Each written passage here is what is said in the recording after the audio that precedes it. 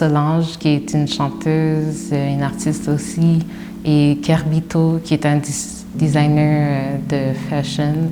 C'est des personnes qui bâtissent littéralement une communauté. Ils mettent aussi l'activisme au centre de leur art. Je dirais Rihanna et Beyoncé, parce que c'est des femmes qui prennent position actuellement, qui prennent position pour des causes et qui utilisent leur plateforme au total potentiel auquel elles peuvent l'utiliser pour justement faire passer des messages et faire avancer les choses. Bien sûr, bien sûr, bien sûr, pourquoi ne pas le dire? Mandela. Je l'aime pour sa grandeur. Frantz Fanon. À travers lui, vraiment, j'ai appris beaucoup et ça m'a permis de comprendre un peu ce que je vis aussi aujourd'hui, malgré qu'il a écrit ça depuis très longtemps et dans une période coloniale. Ma sœur, Nancy Mullen, du côté Innu, c'est une mère de 4 enfants qu'elle a amenée à la maturité à bout de bras, avec une vie qu'elle n'a pas eue facile et qu'aujourd'hui, elle est encore souriante, belle. Et de voir la joie simple qu'elle s'entoure. Elle va marcher sur le bord de la plage, elle ramasse des roches. Elle travaille pour la communauté en ce moment. Elle est à la guérite de surveillance pour le COVID à toutes les nuits pour surveiller, protéger sa communauté. Évidemment, mes parents, ça prend un certain temps dans ta vie de le réaliser. Hein? Tu ne le réalises pas du jour au lendemain. Tu ne le réalises pas au secondaire, ni même au cégep. Mais un jour, dans ta vie d'adulte, c'est là que tu fais un déclic, puis tu te dis, mais c'est grâce à eux que je suis rendu là. Vraiment.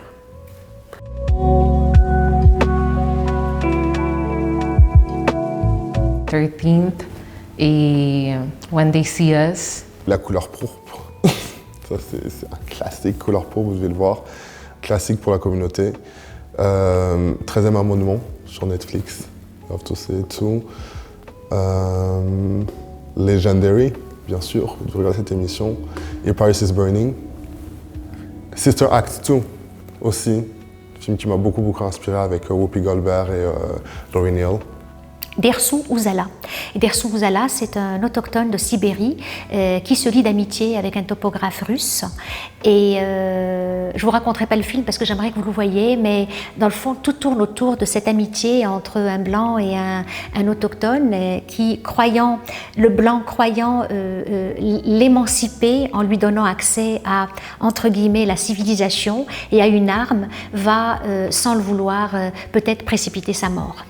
Il y a une série en format télé-réalité qui s'appelle First Contact. Il y a 2 saisons, c'est en anglais, parce que ça se passe du côté du Canada anglais, où ils prennent des gens qui ont des préjugés sur les Autochtones et qui n'ont pas peur d'en parler, de les afficher.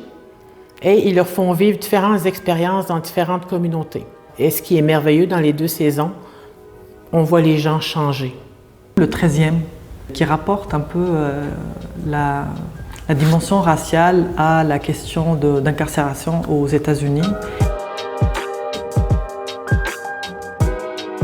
Un livre que j'aime bien, c'est Les identités meurtrières de Amin Maalouf. Tous les livres de poésie de Joséphine Bacon. L'humour de Drew Hayden Taylor, qui est un écrivain ojibwé. Mythes et réalités des peuples autochtones, c'est gratuit, ça se trouve en PDF sur Internet pour s'informer sur la question autochtone. Mon recueil de poésie. Je dirais il y a Baldwin, of course, Cheikh Anta Diop aussi, Aimé Césaire, Maya Angelou, bien sûr. Peau noire, masque blanc.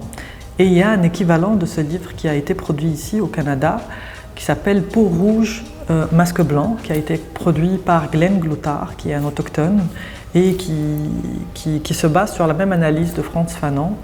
Et c'est un livre très impressionnant par rapport aux réalités autochtones. Noir sous surveillance de Robin Ménard. C'est un livre qui parle de l'esclavage, des injustices faites aux personnes noires, des données d'ici, des choses qui se passent ici, puis qu'on oublie souvent parce qu'on met tout le temps les États-Unis de l'avant, mais ces choses-là, ça se passe aussi ici au Canada, au Québec, à Montréal. Quand j'ai eu environ 10 ans, j'ai passé proche d'abandonner, puis c'est là que par coïncidence, je suis tombé sur justement le livre de Jack Robinson que ma sœur, elle avait. Pour moi, ce qu'elle a signifié pour moi, c'est plus fort que n'importe quoi d'autre, n'importe qui d'autre. Parce que sans son livre, j'aurais lâché le hockey, puis je ne serais pas aujourd'hui à te parler de tous ces sujets-là.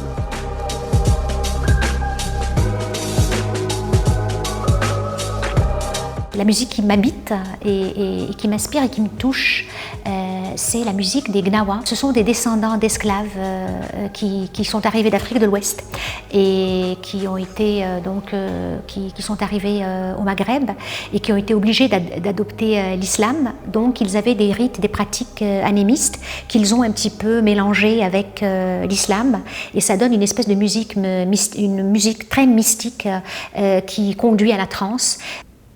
Je dirais la chanson qui va toujours aller me chercher, qui va toujours aller, je vais la mettre. Quand je l'entends, je vois l'Afrique, je vois le soleil, je vois la fin de l'apartheid, je vois Nelson Mandela.